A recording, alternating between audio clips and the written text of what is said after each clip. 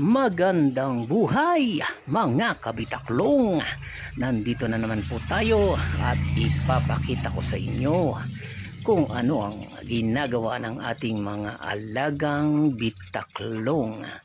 Ayan, check po natin guys dahil ilang araw nang nag-uulan at nababasa sila ng ulan. So marami po akong nakikitang nakapost sa mga social media na namamatay yung kanilang mga alaga nung naulanan. So far, ito pong ating mga alaga ay matitikas at kahit umulan ay okay lang sa kanila. Ayan po, at kasalukuyan silang nagpapahinga sa kanilang mga hides. Ayan, at sa mga hindi pa nakasubscribe kay Bitaklong, mag-subscribe na po kayo. Please like and follow para sa mga susunod na video ay updated kayo.